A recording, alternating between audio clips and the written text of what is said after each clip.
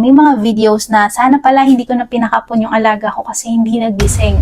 Ito ang mga dapat mong gawin, dapat mong paghandaan bago ang mismong araw ng kapon nila. Hi, Doc Rox here and I am a veterinarian. First, dapat na-check sila ng vet. Dapat na-assess sila physically. Hindi pwede na pumunta lang kayo agad, nagpakapon, ginawa agad yung kapon. Hindi.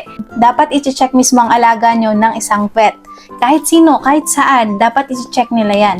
Dapat i-check kung dalawa ba yung balls ng alaga mo, healthy ba sila, hindi ba sila maputla, wala ba silang lagnat. So lahat ng yan, chine-check yan ng mga vet. Kapag hindi na-check ang alaga nyo ng isang vet, huwag nyo itutuloy ang kapon. Tandaan yan. Why? Kasi kapag nakapon na at nagkaroon ng complication, mababalik mo ba yung buhay ng alaga mo?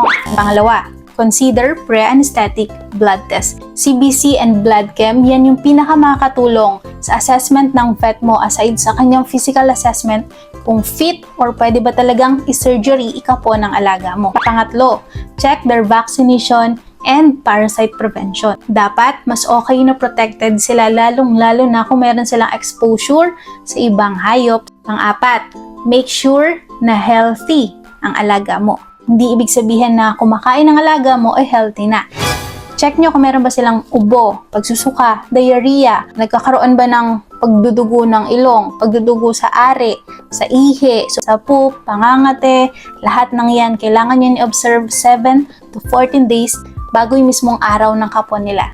Dahil mind you, baka sign na yan na pinapakita ng alaga mo na hindi siya pwede ipakapon, ipa-surgery. Pagalingin mo muna siya bago mo siya ipa-surgery. Ang lima, ito yung pinaka-importante, follow the fasting instruction. Kasi dapat hindi kumain ng inyong alaga even water. Dahil depende rin kasi sa age at condition ng alaga mo kung gaano katagal yung fasting. Kapag sila ay na-overfast, sobra naman, pwede rin nagka-complication. At pang-anim, prepare for their recovery. Meron kayong collar, meron kayong underpads, panglinis ng kanilang sugat at cage para less complication na hindi magbuka yung sugat nila.